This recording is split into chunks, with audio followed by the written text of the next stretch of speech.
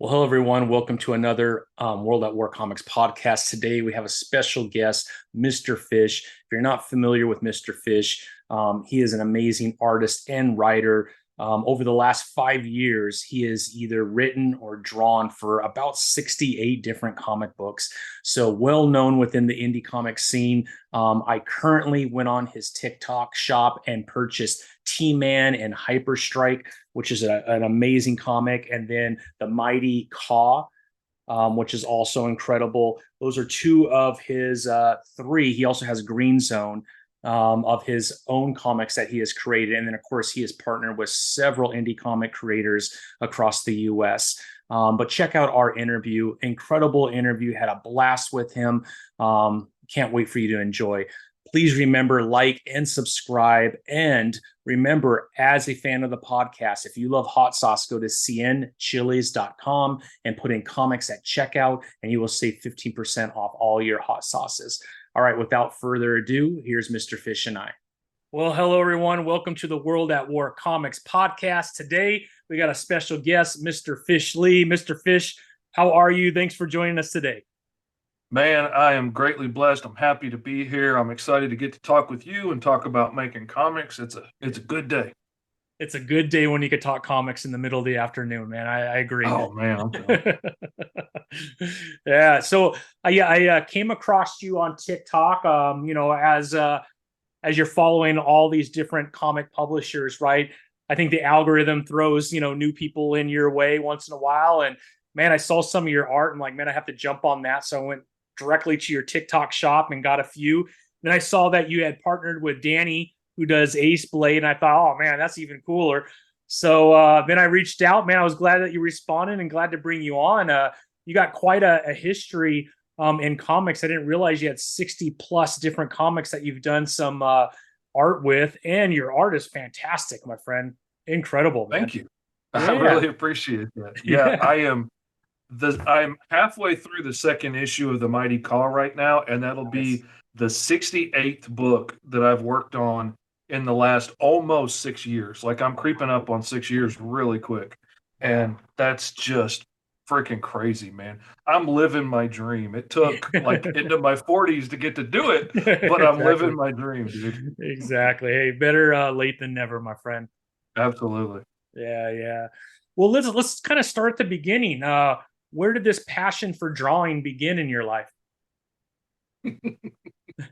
You know, I have to kind of wonder if it wasn't like getting praised in kindergarten for being the best artist in the room. Yeah. But all that literally meant was that I drew the best dragster out of a triangle and two different size circles.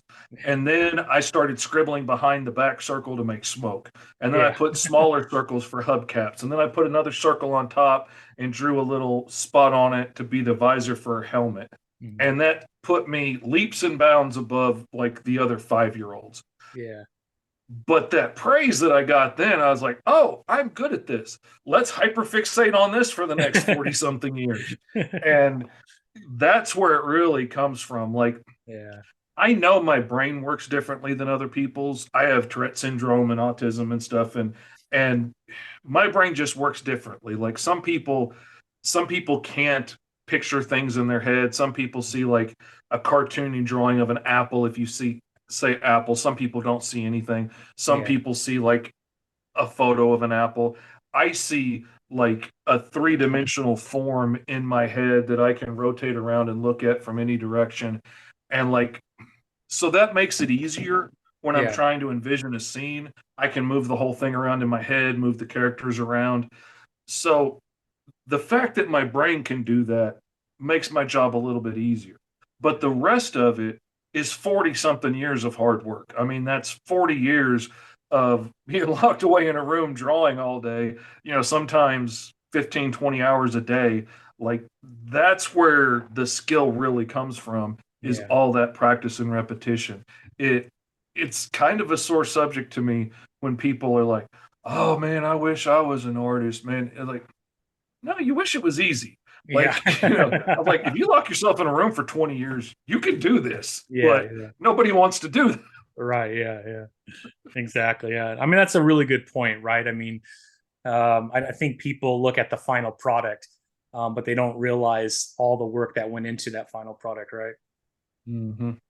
Oh, Yeah. it's a lot of years of hard work. And, but it's something that I dearly loved. So it was fun for me. I had no problem skipping the school dance to stay home and draw comic book characters. I was perfectly fine with that, That's you know. awesome. That's awesome. Yeah. So, throughout the years, obviously drawing has been a passion. When did comic books become part of that passion? Because you mentioned, maybe drawing a race car or a drag car or something like that. When did it become characters, and when did you kind of make that connection between art and comic books and telling stories and stuff like that? It's funny. Like it happened at some different stages, but like Mhm. falling in love with drawing superheroes and designing my own characters in my own worlds and aliens and spaceships and all that stuff, like that came so young. Like Mhm. I'm talking little fishy with the footy pajamas, laying on the floor, watching cartoons on Saturday mornings with a bowl of cereal. And I drew so much. My dad was a computer programmer, and he would bring me these reams of that great big wide paper that was all connected like a Yeah. mile long, and it was all like green stripes on one side, and it would have all kinds of technical dot matrix printing from the oil company he worked for, but the back was perfectly white. So he Yeah. would bring me just these reams of used paper, and I would just burn through those things week after week, just knocking out drawings. And like I remember my mom when I was maybe 4 or 5 teaching me how to draw a superhero. And it was a very simple superhero, and it was the same body every time.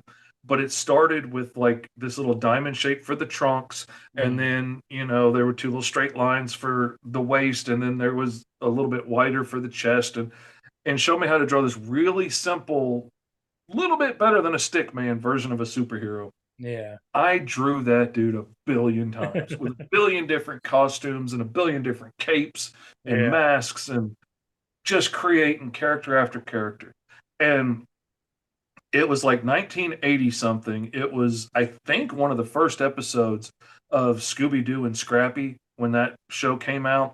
Yeah. And one of those first episodes was a comic book creator that was being haunted by his superhero creation that had gone evil. And like the blue scarab was terrorizing him, and they had to solve the mystery and save the day. Yeah. And that switched a flip in my head. And that was the first time I realized you can get paid as an adult to draw. Like that can be your job. And I was done for after that. I didn't know Yeah. what it was going to be yet, but I was going to make a living as an artist one way or another. Yeah. And that just inspired me so much. And it was so much cooler than like doing fashion illustrations, which is the only other thing I'd ever seen on TV shows Yeah. was people like drawing wedding dresses, and I was like, I guess I could, but I don't Yeah. really want to. Now, did That's you the one grow thing I up with love about comic books Scrappy. He too? saved me. Did you grow up Do reading what? comic books as well? Oh man, my Yeah. brother loved comics, Yeah. like not to the degree that I love them, but he bought them all the time. So there was always comic books around. Nice. And like when I was a kid, like if I was good at the doctor or something, my mom would take me to the store when we'd like go get my prescription filled or whatever. I'd Hmm. get one of those like plastic packs that had like 3 or 4 comics in it. Yeah. And like I still remember vividly my first comic that I loved was an issue of the Hulk. Mm. And like I couldn't even read at the time. So I Yeah. had no idea what the bad guy's name was. The cover was long since gone. I lost it years ago, but I finally like looked it up, found out what book it was, and I started searching the cons, and I found it like 2 years ago. And Oh, it's how one of my cool. prized possessions now. And it's like a nothing issue of the Hulk, really, Yeah.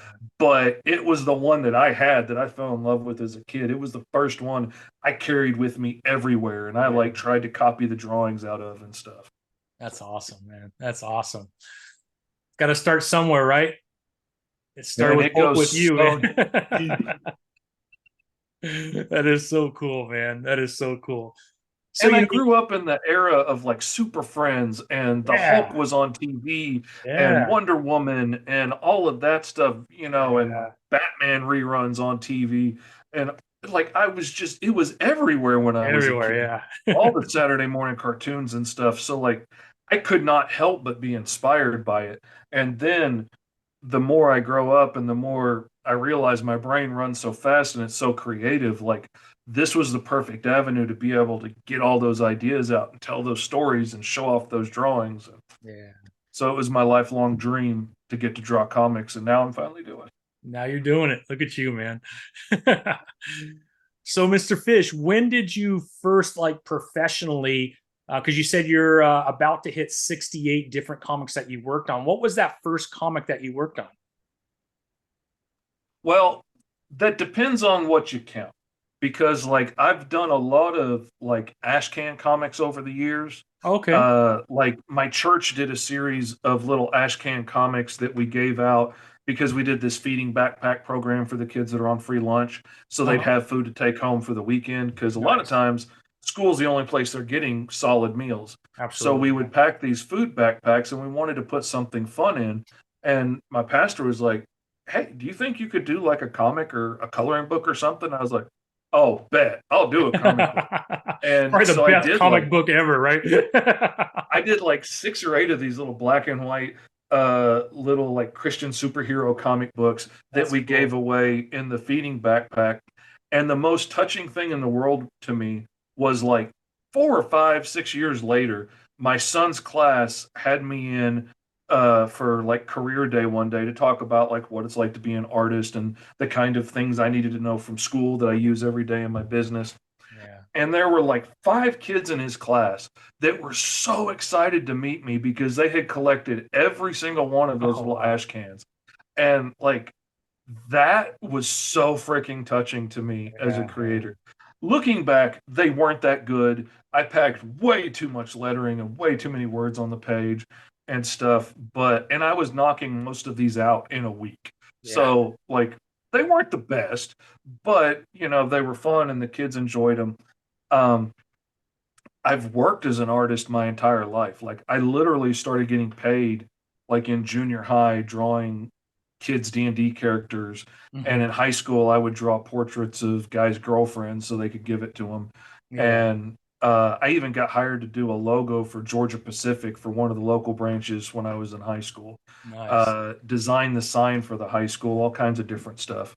So like I always made a living as an artist, Hmm. whether it was working in signs or t-shirts or painting murals or window splashes out in front of businesses. Um, I've carved giant chili dogs. I made like 40 something giant fiberglass polar bears that went in Dixie Cafe restaurants all over the country. Wow. Um, all kinds of weird stuff. I sculpted a guy's golden retrievers for his wife for Christmas one year.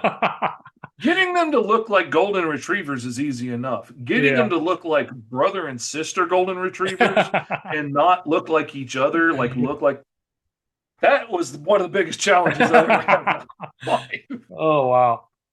That's hilarious, But man. my dream was always to get to tell stories in comics. Yeah. And I tried so hard in high school. Like I heard Todd McFarlane talking in those videos about how he sent packages out to every editor. So I looked up every editor at Marvel, at DC, at every comic book company publisher I could find, all the way down to like Black Skull Press or something that used to exist in New Jersey. And I sent out like I think 60, 70 packages a month Wow. over and over again, month after month, all through like the last couple of years of high school.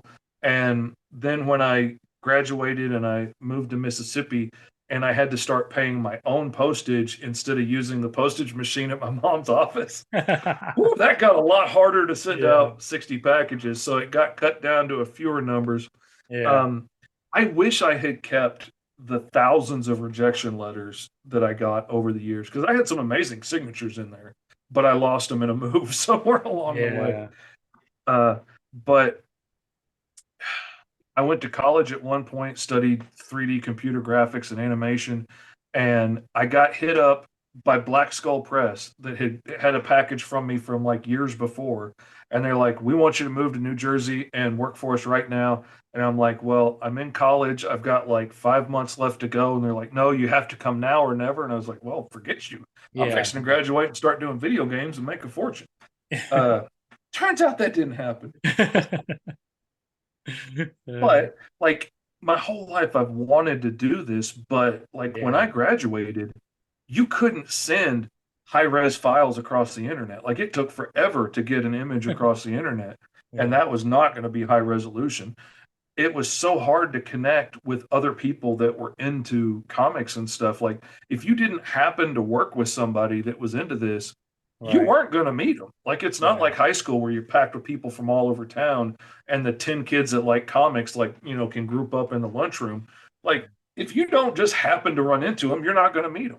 Right. And you know, the change in the internet and stuff and social media and Facebook groups and stuff where you could suddenly hang out with people from around the world and, share Yeah. ideas and collaborate on things. And people were willing to start paying for artwork. And I could do pinups and variant covers and character drawings and stuff, for a little bit of money here and there to start getting my name out there again was awesome. And the fact that, we've got digital printers now like Kablam that can put out high quality comic books and you can order one or you can order 2,000 It's and crazy. it's Yeah. an affordable deal. Like if you want to order 5 copies and take it to your local show and see if you sell it, you can afford to do that now. Yeah. Yeah. Like when I tried doing my first comic 20 years ago, I did another ash can that I was working really seriously hard on. And I took it and I was looking at trying to get it printed by the local newspaper because they printed all kinds of other stuff. Hmm. And I was thinking, oh, if I can get it on newsprint and it's black and white anyway, that'll bring the price down. They would not touch it unless I could do a print run of 5,000 for $10,000. Wow. And, for a 21-year-old kid, $10,000 might as well have been 10 million. There was no Yeah. way I could get that at the time. There wasn't Kickstarters or anything to raise Yeah. money to do that kind of print run.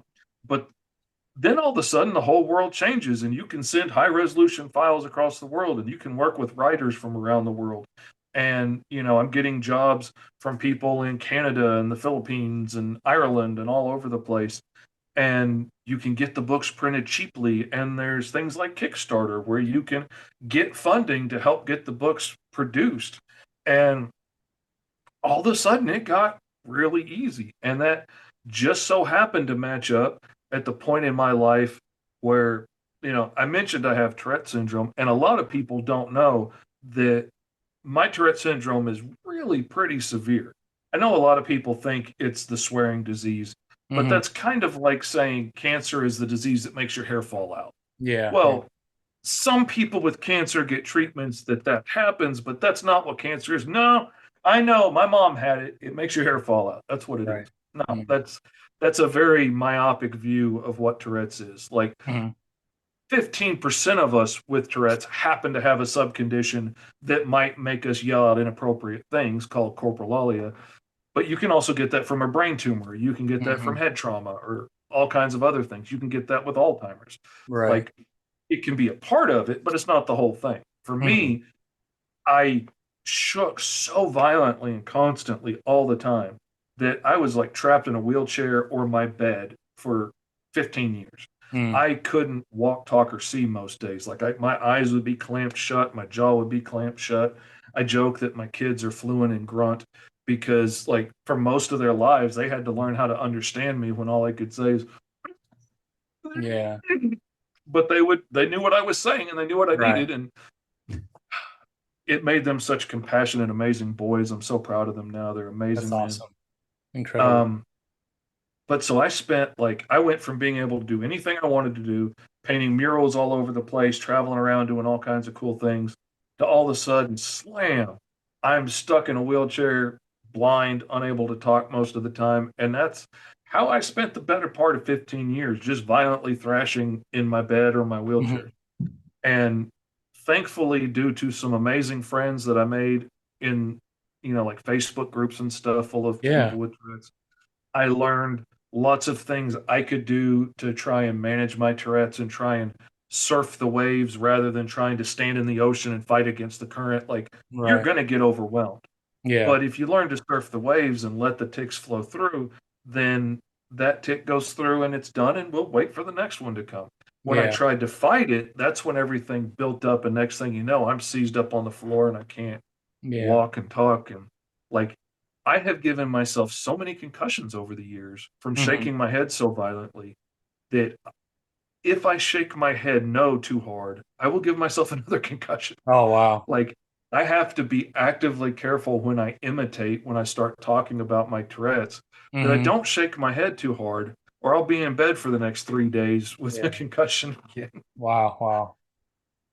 But, between learning how to surf the waves, between getting on a really good mix of medicine that worked together and the side effects were manageable, Hmm. and learning the things that I needed to do for myself, like getting enough rest, eating every day, exercising, like these things, staying hydrated, all makes my ticks a lot easier. Yeah. Um, Managing all that stuff got me to the point to where things started to settle down, and I'm like, I might could try doing a little work again for a change, Yeah. because like I couldn't do anything for like 15 years. And a friend of mine was doing a webcomic series on his website, and he prints out physical copies of his books and takes them to shows and stuff, and he had been asking me for a while to help him out, so I was like, okay, I'll give it a shot. And I did 2 issues of The Creature for him at Severe Comics, and that showed me, hey, I can actually do this, and Hmm. you know, and I'm pretty fast at it. And by this time, like, I had moved to working digitally, which I can do a lot more work digitally, because if my hand's a little shaky, I can adjust the settings on my pen to smooth out that trimmer, where I can't do that if I'm using a brush pen. Like, Mm. if I'm using actual India ink, my hand has to be steady, and that's a very small window of the day. If I'm Yeah. using a stylus, I can work like 12 hours. Yeah. And so I had started working digitally. I did those couple of books for him. And then I was like, okay, we're going to do this. And that's when I launched T Man and HyperStrike on Kickstarter. And like, over the next 3 months after I published that, I spent the next 3 months just selling books. I was just packing orders, taking new orders, running to the post office. I had no time to do more books because I Yeah. was busy shipping books. That's when I realized that the publishing aspect is a lot harder than I thought it was. It takes a lot more out of you than I thought it did. Right. Right. Oh, that's easy. No, that's work. Yeah. And so I started doing that, and I was going to go into the next book, but I spent 3 months shipping packages, and then I started getting offers to do books like The Sentinels for Standard Comics. And I was like, Mhm. I could take your money today and put a roof over my kid's head and fill the groceries in the fridge. Yeah, I'll do that instead of working for free for myself this Yeah. month and hope it pays off in the next Kickstarter. Like, Right. it was a Right. lot Yeah. easier to take your money and do your book and let you worry about selling it. You have to worry about publishing it. I just get to Right. draw cool pictures. And so I did that for like 5 years, and it's Uh-huh. amazing. Like, I've worked on so many cool books. I mean, the back wall is covered with, and that's not everything. Like, Yeah. Yeah. I've taken some down for filming videos, but even that wall doesn't cover everything that I've done. That's awesome. And it's nuts. And now I'm moving over into trying to do more of my own books, because like, I'm living my dream now. Yeah. But if I could really live the fantasy, like the win the $1 billion lottery fantasy, it would be making that living off of doing just my own stories. Yeah. Yeah. And I've got like the first issue of T-Man and Hyperstrikes out. I've got the first issue of The Mighty KAAW that we just Yeah. launched. I've got 3 issues of GreenZone out, source books for both KAAW and GreenZone. Like, that's 7 books of my own that That's I've cool. published in the last year and a half. Wow. And that's really awesome. I've been able to work on just my own projects for like the last 3 months. And I've I spent probably 4 or 5 months of last year working on just my own projects. And now that like my TikTok shop is doing so well, like you bought from, Yeah. it's doing so well. I'm probably going to get next month too that I can work on just my stuff before I have to take somebody else's book to pay the Yeah. bills. Yeah. That's so awesome, man. What a rewarding feeling, huh?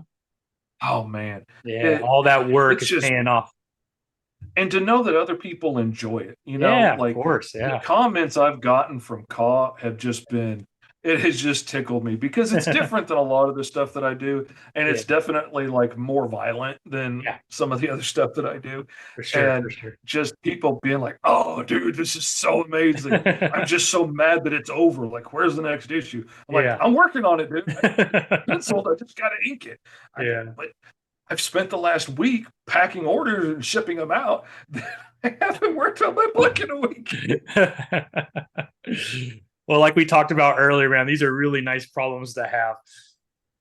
Yeah. Absolutely, man. I could Yeah. not Yeah. be happier. If I'm Just need too more busy days, more selling hours in the books day, to make right? the next book, Yeah. I can hire somebody to start packing packages for me. Yeah. Like if I can make, an extra $100 a week, I Yeah. can afford to pay my one of my sons Uh-huh. to come over here a day a week and just pack stuff and ship stuff and make orders for me and take that off my plate so I can go back to just drawing.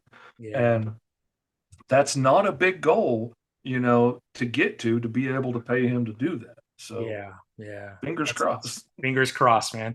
Pulling for you, Mr. Fish, pulling for you, man. I appreciate it. Yeah, yeah. Well, because of the background that you just gave us pertaining to Tourette's, and let's talk a little bit about T-Man and HyperStrike, because my assumption is this is a big passion project because it's so near and dear to you. Maybe we could kind of talk about like when did the design of the characters, the character development start for this comic book? Is this something that's been around for a little while, or did you just start putting this all together in the last couple of years?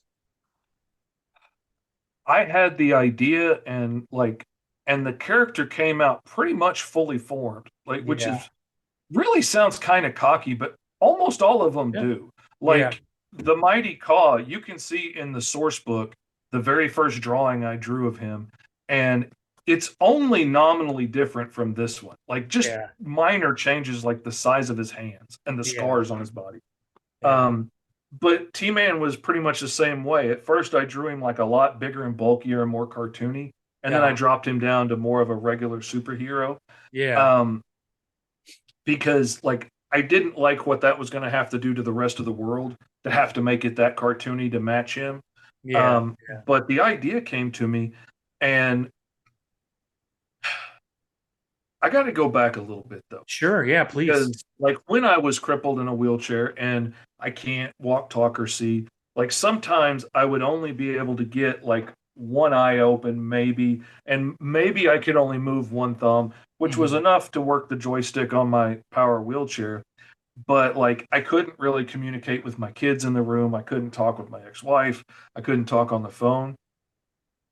But I realized on this little device right here, I could communicate with people all over the world. Mm. So I started getting in the Facebook groups and I started, like ministering to the people in there. And I ended up becoming an online Tourette's advocate That's cool. and like helping people like new parents, especially when they kids just got diagnosed and they feel like the whole world's over, and I'd Sure. be like, Yeah. congratulations, your kid is freaking awesome. He's going to be so creative and have such amazing reflexes, and he's going to make such a great athlete or musician or actor.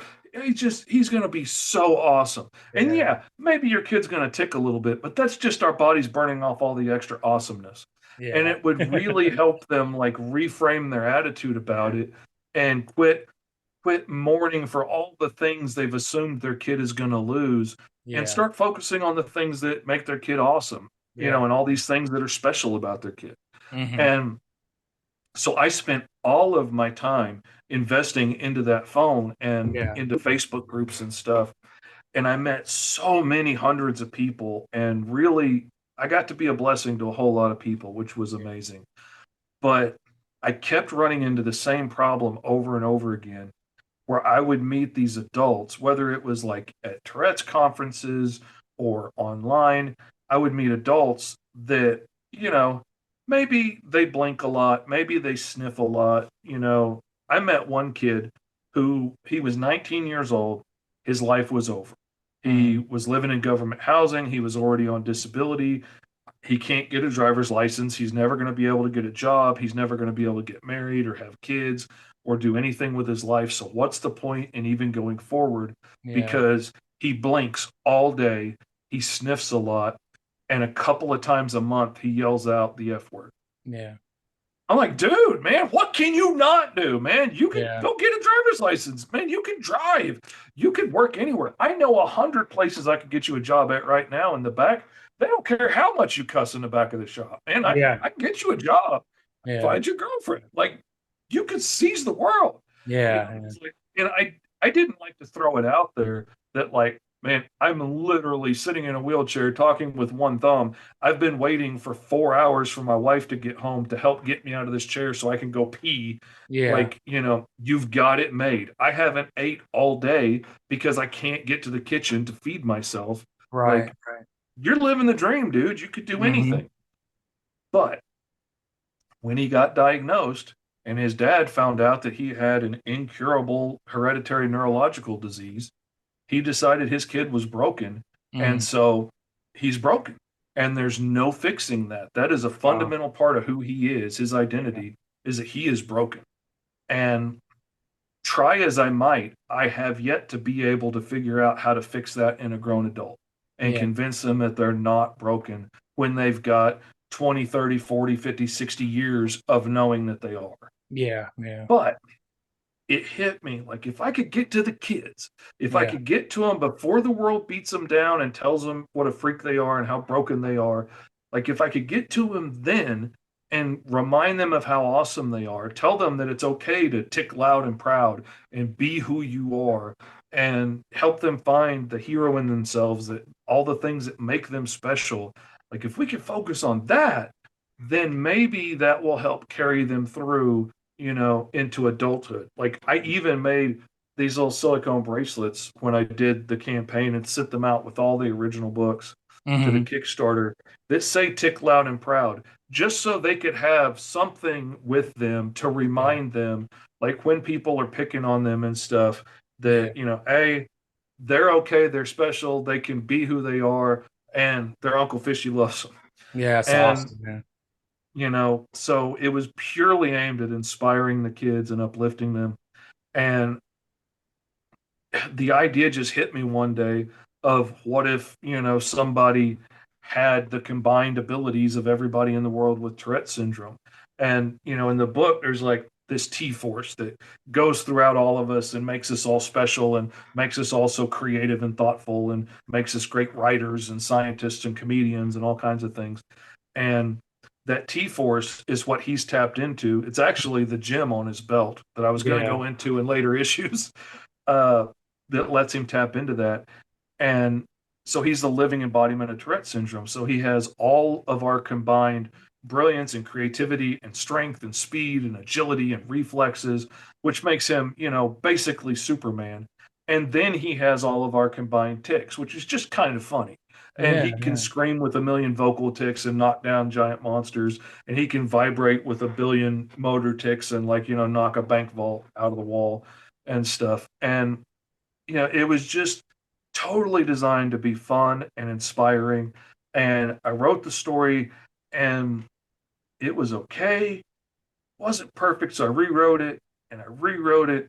And the problem I kept having with the book is I kept writing an introduction to the superhero story Mm. that, explained who the heroes were, and you saw them using their powers and saving the day and fighting the bad guy. And then the bad guy would run off, and then I would have to try and fit the story with Mia, the little girl in the story.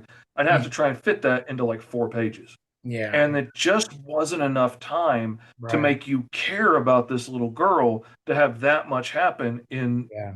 that short a time. So I realized I need to flip the script and rewrite this book completely. And I made it a story about Mia, and T-Man and HyperStrike are basically side characters in this Yeah. first issue. Yeah. But I was like, if I only get one issue out, if they hate it, nobody else wants to buy it, I want it to be something that's going to be inspiring for these kids. Yeah. And I felt that was the best choice for that first story. Yeah. And so, you get a brief introduction to the heroes from the point of view of the villain as Yeah. he's talking about why they're so powerful and why he can't seem to beat them. Mhm. But he's realized if he could tap into the T-Force, he could make his monsters 100 times more powerful. So he's going to siphon the T-Force off of this little girl, Mia. And she's excited because all she knows is that he's going to help get rid of her Tourette's. Yeah. And she's going to get to be normal. Yeah. And nobody's going to pick on her. And she's not going to yell stuff out in the middle of class. And that's going to be wonderful. And so he gives her this necklace and it siphons off the power and it makes his monsters way more powerful than he expected. But she also realizes throughout the day that, yeah, she's not ticking, but she's also not the smartest girl in math class anymore. She's Yeah. not the most creative artist in the class anymore. And her friends are worried about her because, like, you're not Mia. You're not all the things that make you awesome. Like, Yeah. your spark is gone. And she just wanted to be normal. Like, normal sucks. You're cool. Like, you're Yeah. awesome the way you are. And so she has to be brave enough with the help and encouragement of T-Man and HyperStrike to take that power back and find the hero in herself and own her Tourette's and tick loud and proud.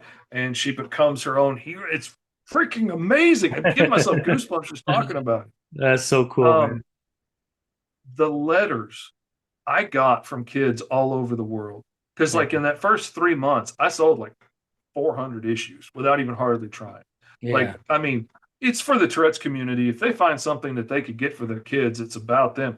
It was like shooting fish in a barrel, no pun Yeah. intended. Yeah. They bought it up like crazy. I got letters and videos and text messages and stuff from kids all over the world. And we would be driving down the road and I would just suddenly start sobbing. And my ex would think like somebody died. And I was like, this came from England. Yeah. And like I threw in all kinds of ticks. Like I asked people to, shout out ticks that their kids had and stuff, and I'd put it in the book. So like when he screams out with these vocal ticks, like there's some of my ticks, there's some other Yeah. people, all kinds of stuff in there. The look on these kids' faces when I get these videos of them jumping up and down on the couch, so excited that their tick's in there and they're really helping T-Man and they're in the book and this is awesome. Dude, it was Yeah. so humbling. Like I knew I designed it to be encouraging. I Yeah. did not expect it to have the impact that it had. Wow. And I'm really looking forward to, like, that's one of my passion projects. The more I can be able to do my own books, the Yeah. more I can do more issues of T-Man and HyperStrike. And Yeah. like I want to re-release the first issue in color with Mhm. better lettering because like I lettered it designed for like little kids to read mostly. Yeah. And so it's like big and takes up a lot of room. Sure. Yeah. But Yeah. I want to redo that and re-release it and do issue 2 and 3 and 4 and all the other ones that I've got in my head. But it's all part of the process. I'm trying to make Absolutely. enough money to be able to pay myself to be able to do that because like the mortgage company still wants the mortgage at the first of the month, Funny how whether that my works. comics are or not. So like I gotta make the money somewhere. Yeah. Yeah. Well, man, I can't think of anything more rewarding in the comic book industry than to have that kind of impact on a group of people that are constantly looking for a positive in their current situation. So, congratulations, man. I mean, if that's the only comic you ever did, I mean, this would be just absolutely incredible. Yeah. I mean, like I went into it knowing this may be the first and last one I do. Like, Yeah. it may not go anywhere after this. I didn't expect to get busy full time doing everybody else's books after that. That Yeah. was Yeah. not what I thought was going to happen. Yeah. But man, if I never did another book of my own after that, I would still be proud of that, and it Absolutely. still holds up. And it's really been touching to me how many people have been ordering it from my shop now, Yeah. because like in my head, it's a 5-year-old book, but you haven't read it until now. Yeah. Like it's Yeah. I brand new just to got you. it. And I And I just, I forget that. fell in love with how touching it is. And then to hear your story now, it just brings a lot more weight to the comic book than I was aware of, to be quite honest, because I didn't know Mhm. your story and I didn't know the Oh, impact it had on others. there's so much more I want to share. Yeah. Like in the second issue, he loses control of his powers because he gets overwhelmed with Mhm. sensory input from outside, which is something that can happen. And we can go Sure. into tick storms and stuff like oh my God, my daughter scares me all the freaking time. Mm. Like, she's just this tiny little thing. Like, I based Bellamy on her. She's like this tiny, skinny little thing. She's quiet as a mouse, sneaks up behind me all the time, and I don't know she's there. And then she's all like, "Hey, do you want anything from Sonic?" And I scream and I start ticking and jerking. Yeah. And she feels bad and she laughs. And like, I even bought her a collar with a bell on it for Christmas just so I could freaking know where she is. Yeah. I had to go to the creepy side of Amazon to find that. Won't wear it. She'll wear the combat boots and the makeup and the earrings, but she won't wear the collar so that I can hear her coming. But Yeah. like those things happen. I wanted to Yeah. show that and show him having to deal with like feeling bad after losing control and that it's not always easy Yeah. and really give Hyperstrike a chance to get to save the day and be the hero for him Uh-huh. and stop the bad guys and encourage him and be like, hey, just because we messed up one day doesn't mean we give up forever. Right. Yeah, this stinks. We pick ourselves back up and we're going to do better tomorrow and let's go. Right. And teach those kind of lessons that we all need to learn and that it's okay. Some days Tourette's kicks my butt still. There's days that I can't get nothing done and I Yeah. just sit in the chair shaking and hurting and watching TV shows I haven't been able to catch up on. Yeah. And then I don't beat myself up. I Yeah. just chill out today and hopefully tomorrow I'll get back to cranking out more pages of KAAW. And Yeah. it's just what we got to do. Wow. Wow. I don't even know where to go after that, Mr. Fish. I feel like that was probably the most important portion of any podcast I've ever done. So I really appreciate you being so open and sharing your story. And I can't tell you how happy I am to see a comic like this have the impact that it's had. And to your point, right? To be honest, as the children going through it, sometimes kids have a strength that as you get older you just don't have anymore, probably because you overthink everything. And so then as a parent, right, the suffering that they're going through because they don't have that simplistic view on the situation, and for you to come and tell these kind of stories and the power that those kids now have and the strengths that they have because of what they've received, I mean, how rewarding is that, right? And then, like you Oh, said, to man. have children read it and be able to see their own situation in it. Oh, that's, and there's probably not a It's lot of stuff like that out on the market for young kids with Tourette's like that. there's really not. And most of the stuff about Tourette's for kids is usually explaining what Tourette's is to the classroom. Yeah. Like this is the book that we're going to come in and read to the classroom so that you all understand why little Timmy is yipping and yelping in the back of the class. And Yeah. those books are important. Like Sure. we Sure. need that kind of representation. We need stuff that can help explain that to the other kids. Yeah. But T-Man and Hyperstrike is for the kids with Tourette's. I mean, like Yeah. everybody can enjoy it, but Sure. it's for them to encourage them and uplift them. And like Yeah. I had to correct some people like during the Kickstarter because people just assumed it was going to be a this is what Tourette's is book. I'm like, Right. no, Yeah. it's not. Like if you don't know what Tourette's is, well, tough. You might have to figure something out along the way. You might have to look it up. But like this is purely for the kids that are going through it that are dealing with this every day that know what this feels like.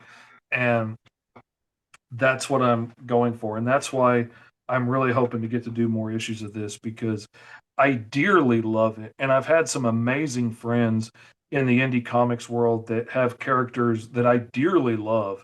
Yeah. Like Eric Bennett has the character Steel Wolf, that is just one of my favorite characters in the indie comics world. And he's appeared in like dozens of different indie comics from all kinds of different creators. And he's one of my best friends. I owe Mhm. him my whole career. And he was like, absolutely, man, I want you to use Steel Wolf in this. So like Steel Yeah. Wolf is going to be in the next issue. How cool. And I'm so excited to get to do that and show this bigger world and that T-Man's not a superhero in a world full of disabled superheroes. Like Yeah. he's a hero in a world full of heroes. Exactly. He's Yeah. it's not like, oh, Yeah. here's blind guy and cerebral palsy man. Like it's just like Yeah. he's a superhero Right. next to all these other superheroes. And it's Which not is an important just message, I think, too, right? yeah. And Mm, we can stand up and do stuff right alongside everybody else. We might have to absolutely. do it differently. Like because of my Tourette's, the whole reason I'm making my living doing indie comics now is because even though my Tourette's is a little bit better, it's not great, but it's better. Uh, I'm still very limited. Like I Yeah. can't walk very far. I can't stand for very long. There's a whole lot of jobs I can't do. Yeah. And all the graphics companies and advertising agencies in the state, like I tried them all. Yeah. Nobody wants to hire a guy that might not be able to drive into work today or might Yeah. not be able to talk on the phone tomorrow. Sure. They didn't want to risk that. So I had to build a career for myself that Yeah. could work around my disease, and doing comics let me do that. Like I can work on my tablet in my recliner and relax. And the more relaxed I am, the less I tick. Like the less signals my brain has to send out to like sit up Yeah. straight and all that, the less mixed signals come out with it. Hmm. And so I can kick back in my recliner and work all day long drawing comic books where like I can only stand for like 15 minutes before I'm in so much agony I can't even hear anymore. All I can hear is ow, ow, ow, ow. Yeah. Yeah. Yeah. And I don't have to be able to talk on the phone because I deal with all my customers and clients through Messenger. Yeah. So, like, as long as I got a couple of fingers working, I can communicate. Make it happen. And if I can get that one hand working and one eye open, I can keep working from the Yeah. recliner. And it's great. Like, there's a lot of days when my wife gets home and we eat dinner at night. I would like to get up and like install the new mailbox that's been on my to-do list. I finally got that done a couple weeks ago. Yeah. Or fold some laundry or mow the backyard. And Mhm. I'm way too shaky to be able to do any of that. I can't even get into the kitchen to put my dishes up. Yeah. Well, okay, if I can't do those things, at least I can sit here in my recliner, watch TV with my wife, and keep working on pages and make more money so that I can pay the rent next month. Yeah. And, I can still give back to my family and be there for them and Sure. support them and take care of them, even though I can't do that by climbing ladders and painting murals anymore, or Yeah. standing at a screen press for 12 hours a day printing t-shirts, or Mhm. climbing a ladder and installing signs. But by George, I can make comic books. Well, that you can do, and I have the proof right in front of me that you can definitely do comic books. Uh, so maybe we could kind of talk a little bit about the mighty KAAW, because this one was, I mean, I loved it, to be quite honest. The art is just sick, and It like you is said, so much fun. it's so much fun to read too. And how it ended, I can't wait for issue two. But maybe you could kind of talk about where did the mighty KAAW begin? Is this something that's been around for a little while as well, or is this Nope. something that you developed over the last couple of years? Nope. Neither one. Neither one. Let's see. It was like the around the 1st of April. Uh huh. And like I was having a really bad couple of days. I'd been ticking really bad and I wasn't getting much sleep, which makes me tick more. And I wasn't getting much work done. And so I was going to lay down and take a nap. And sometimes that helps reset my brain Uh-huh. and I'll be less ticky when I get up. So I was like, okay, I'm going to go lay down. And one of my good buddies is Stephen Butler, who's like famous from working at Marvel on the Mhm. Clone Saga and Spider-Man and like the Ben Riley Scarlet Spider. Like people love that because of him. He made that famous. And he worked on like Archie and worked on Sonic the Hedgehog and all kinds of stuff. Um, and he's working on some of his own stuff now for Untamed Realms, which is all like barbarian stuff. And so he's sending me all this barbarian artwork and stuff all the time. And we're like roughly the same age, so we grew up on the same stuff, and we both draw comics all day for a living. So he'll constantly send me like YouTube videos that he's been watching and like interviews with Jack Kirby Yeah. or other greats from back in the day. And old cartoons and old films and stuff that we'd watch as a kid. And, because we dig all the same stuff. and we send each other our artwork as we're working on it and stuff, and just fun dude to hang out with. So he's sending me all these barbarian pictures, and then he starts sending me all these links to the old Flash Gordon serials, that would play like on Saturdays at the movie theater. And I'm watching some of them as I'm getting ready to take a nap, and it had like the Hawkmen in it, and I was thinking like, man, I have always loved the Hawkmen from Flash Gordon. Like they just so cool, and they're just so I'm going to attack and how about the they were just like these awesome warriors, and the wings were so cool. And I was like, and I've always really dug like winged characters, and I'm like getting into bed. I was like, I've tried coming up with winged characters a million times. I've never really hit one that I liked. And I was like, really, hawks are overdone. There's a million different hawk guys out there, and even owl guys are pretty much oversaturated at the moment. And I'm starting to drift off to sleep. And I was like, if I was ever going to do a bird guy, I should use my favorite bird, the crow, because I always love the crow because they're resourceful and they're scary looking and they're brilliant and like they're just so interesting. And I drift off to sleep. Immediately, I have this image pop in my head of this giant bird barbarian and the name KAAW, the Crow Magnon, blazoned across my brain. And I jump out of bed laughing. Like I wake up laughing out of this dream just at the pun. Because, I'm a dad. I love a choice pun. And I just think this is the funniest thing in the world. And I can see him in my head clear as day. And I'm like, dang it, now I got to get up and draw this, because if I don't get up and draw it right now, I'm going to forget it. I'm not going to remember this when I get up in an hour. So I get up, I go in the other room, I get my tablet out, and I draw it out, and I draw out the very first picture of KAAW, which, other than the pants, it's basically the same finished look that he had. His scars were a little more asymmetrical, his hands were a little bit smaller. And like I said, he didn't have the pants on. But other than that, it was basically a finished product right out the gate. I spent like the next few days, I tried to change the design. I tried so many variations and alterations and to change things. And like I put him on all fours at one point, so he's a lot more like bestial and savage.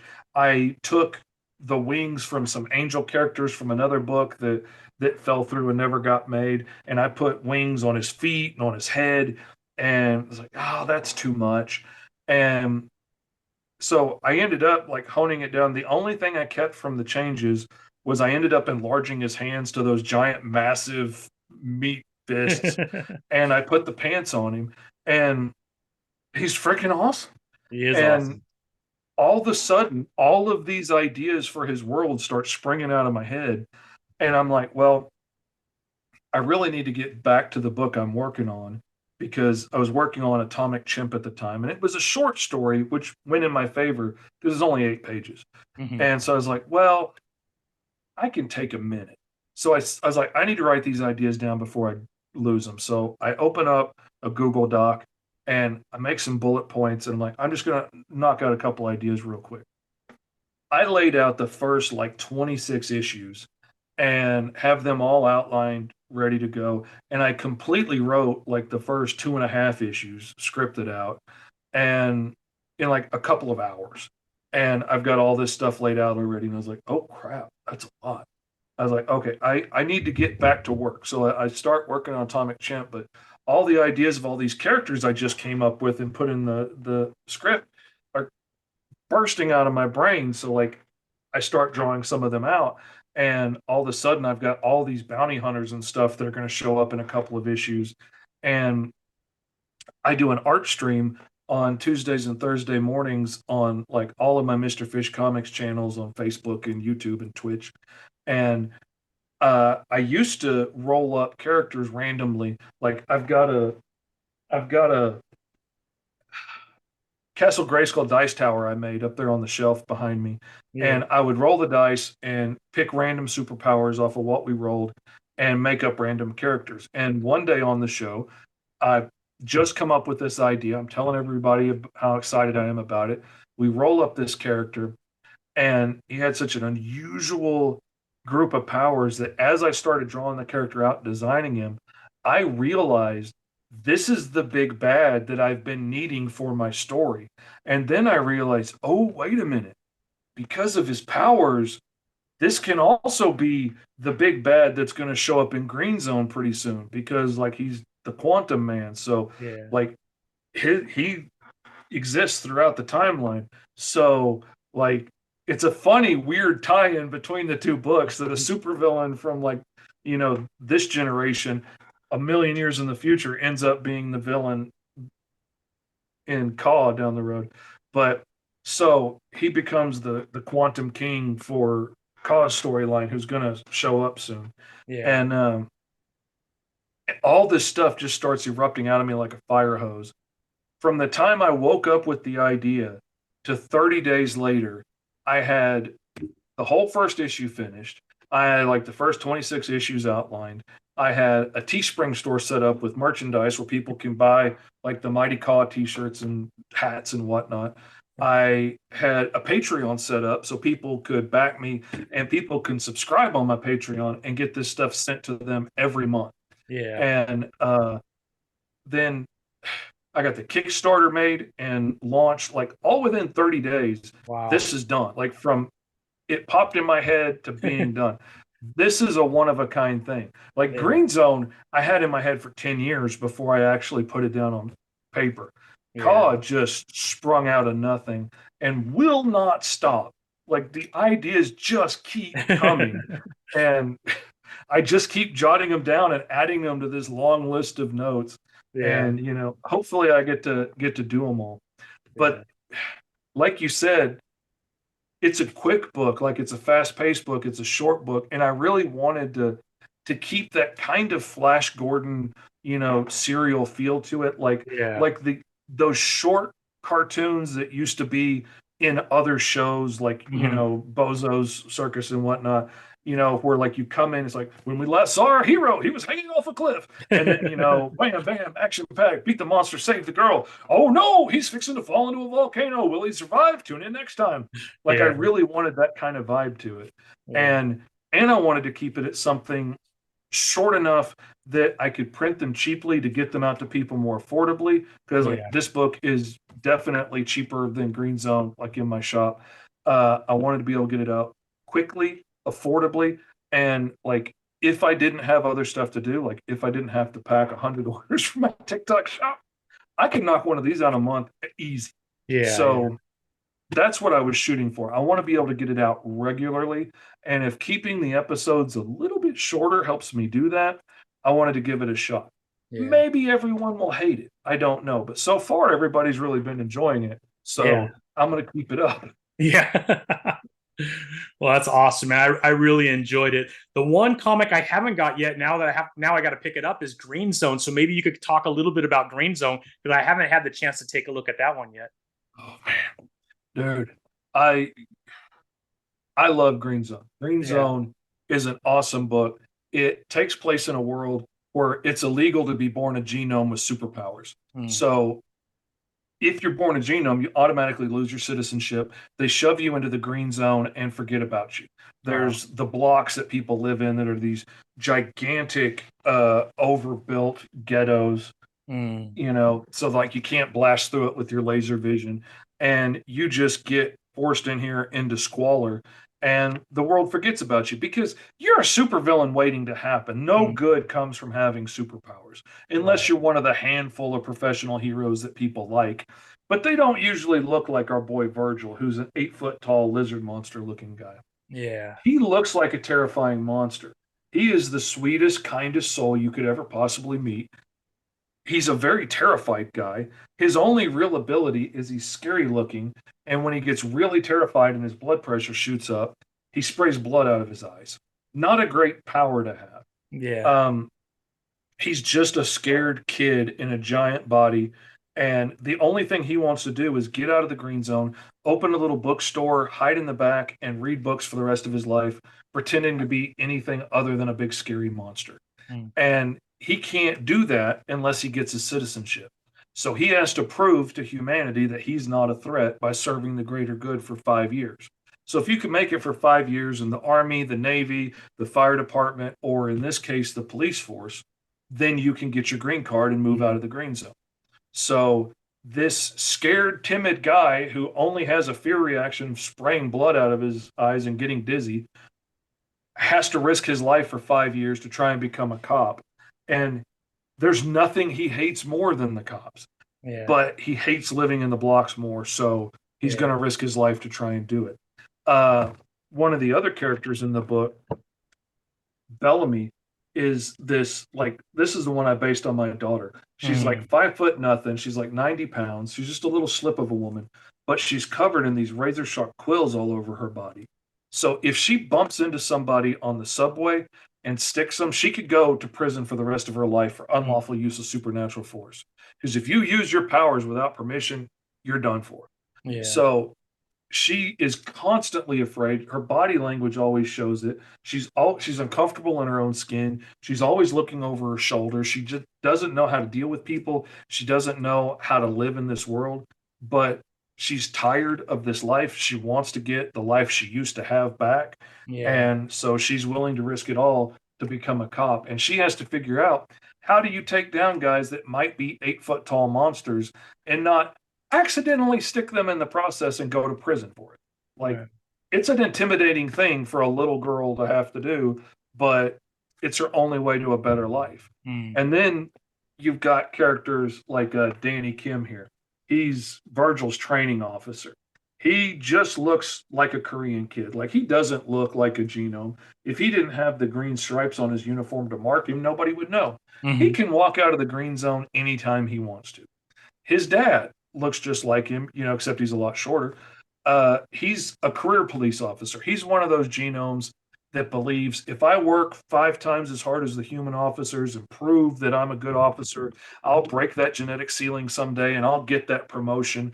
And everybody else could too if they just hitched up their pants and spoke clearly. And he's that type of guy. And total company man, totally sold out to working in the police force.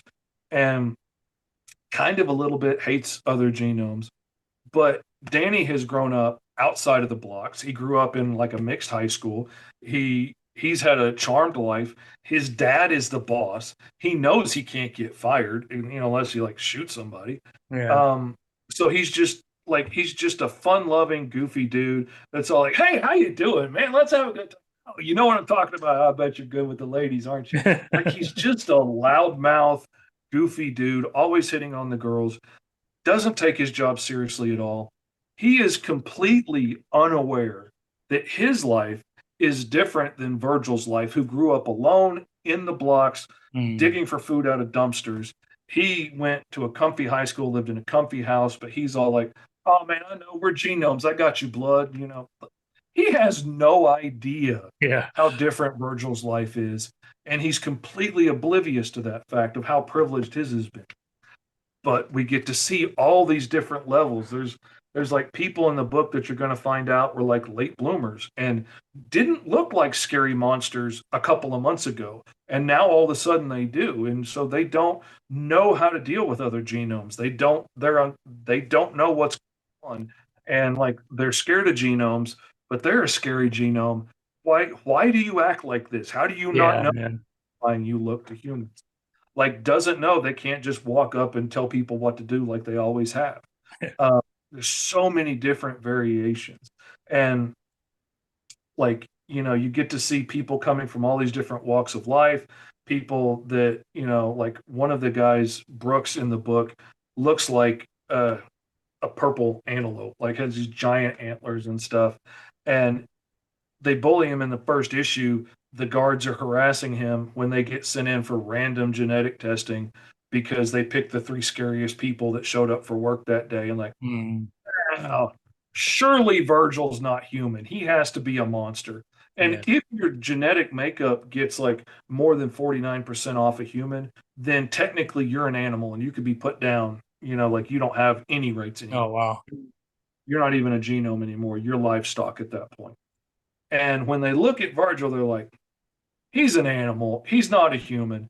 like when he goes in for random testing, you can see all the scars all over his arm from the millions of tests he's had to go through. And when the doc does the test and finds out that like his genetic deviation is smaller than everybody else's in there, he's like, oh, faulty surface samples. That's the problem. And I don't know if you can see it here. He pulls out Yeah. this gigantic drill to Oh do a wow. blood sample on Virgil. And like, let's see, where is it? Like, you can see Virgil's poor arm here. It's all scarred Yeah. from Wow. this stuff. He's been through this a million times. And while they're doing that, the guards are harassing Brooks about his antlers.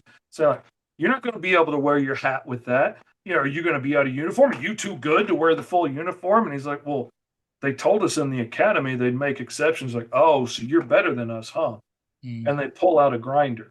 In the next scene, his antlers are gone.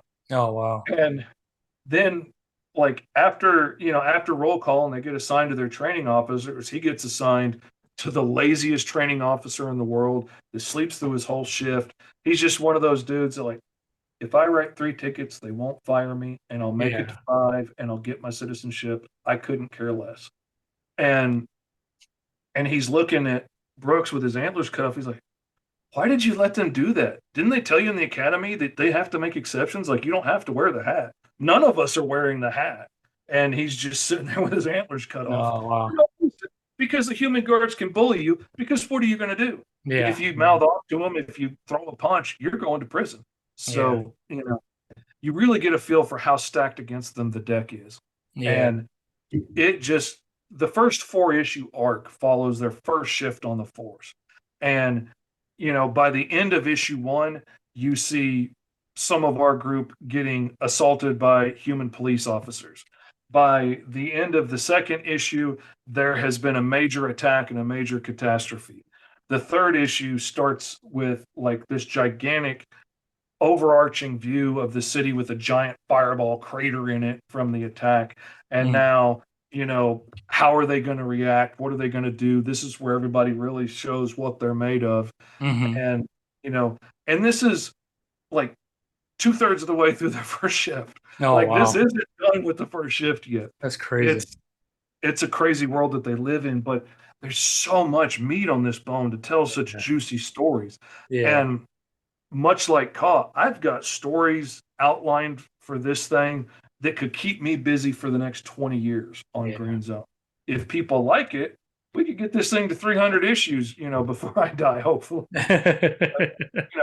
If they don't, that's okay. I gave it my Yeah. best shot. I'll scrap it and go to the next story. Right. But, Right. Yeah. Well, worst 3 in, it case seems like scenario, it's working, right?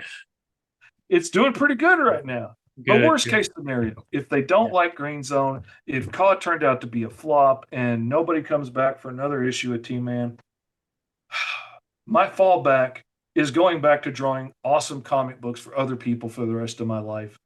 That is my childhood freaking dream. Yeah. I'm a winner either way. Like, I've won the lottery. That's Yeah. just Yeah. a matter of, did we win the couple million or did we win the billion? We're just Yeah. gonna ride it and find out. Wow, Mr. Fish. I mean, that is awesome, man. I'll definitely have to get onto the TikTok shop and get my green zone so I could get started on that story too next. That is awesome, man. Yeah, Incredible, hey, man. Incredible. I'm running another shipment to the post office in the morning, so there's time to get So let's talk real quick about how people could find your comics, right? So we talked a little bit about the TikTok shop. So if they search Mr. Fish on TikTok, right, you'll pop up and they could go right to your bio, and that's where they could find your TikTok shop, correct? Yep, I'm Mr. Fish Comics across all social media. Awesome. So you can find me on Facebook and TikTok and Instagram and YouTube and Twitch and everywhere. The TikTok shop is really the best place right now to get Yeah. it because TikTok is running all kinds of deals trying to promote the shop. And Yeah. sometimes it's free shipping, sometimes it's 30 or 40% off your order, sometimes it's free shipping if you order over so much. Like, way better deals than I can offer on my own personal website, which Sure. is getting revamped to be able to resell all of my books. Yeah. And it'll be up within the month, hopefully. But the TikTok shop is just a better place to go buy them right Yeah. now. Super easy to use, very easy to shop on. So, yeah, Oh yeah. I encourage anybody listening to this to please go follow Mr. Fish Comics. Make sure you get on that TikTok shop and pick up definitely the Mighty KAAW. You got T-Man, and then you got Green Zone issues 1 through 3. All of those are on there, correct? Oh yeah, and like issues 2 and 3 have several variant covers. I just dug through some stuff and I found a handful of variant covers left over from the Kickstarter for KAW.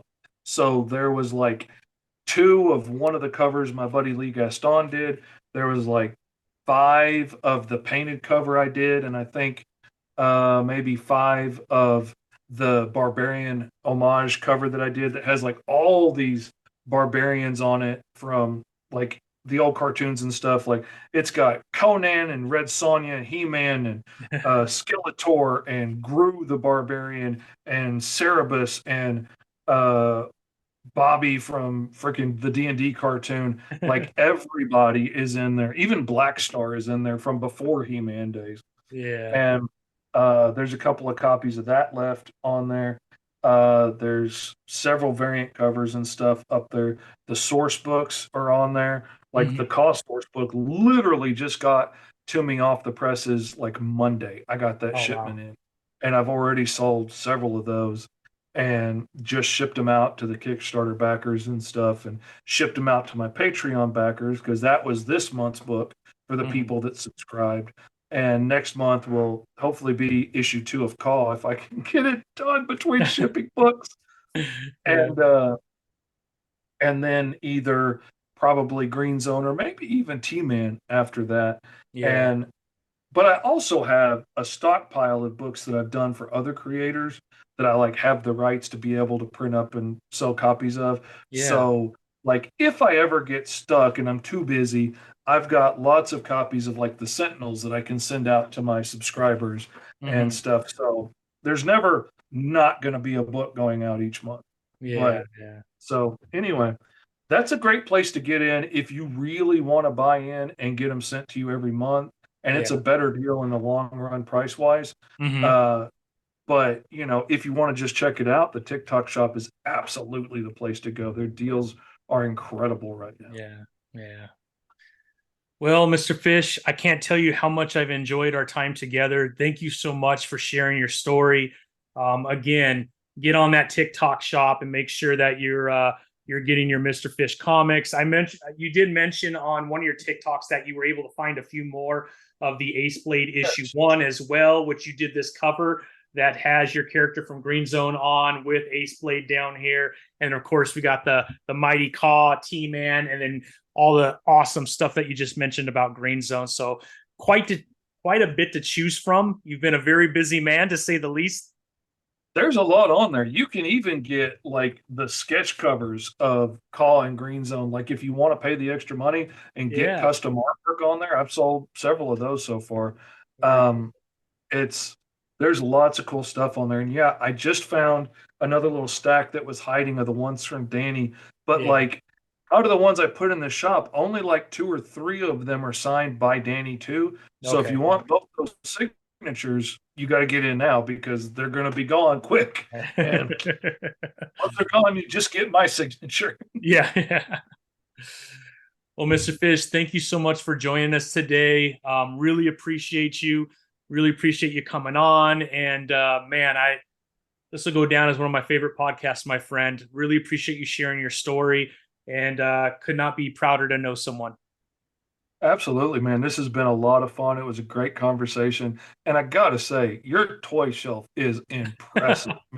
Yeah, I Boy, have game. a small McFarlane addiction, so I have about 300 McFarlane figures, and I got my Marvel Selects and my Marvel Legends down here, and yeah, it's a little out of control. My wife reminds me constantly as boxes are being delivered. So Yeah, I know. I'm getting comic books from Kickstarter like every other day. yeah, yeah, It's like, really? I'm yeah. like, look, I had to check it out. Gotta It looked check it cool. out. Yeah, I think all the best stories are coming from indie right now too. So I just love it. I love everything about indie.